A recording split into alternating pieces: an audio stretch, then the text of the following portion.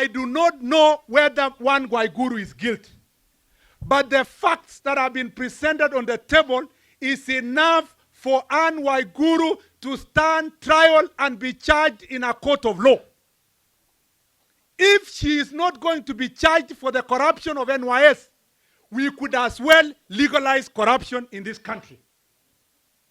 Kama Anne Waiguru atapelekwa kotini kwa maswali ya NYS, afadhali jameni tubadilishe sheria ikuwe wizi ni legal. So that kila mtu aibe yake kidogo kidogo.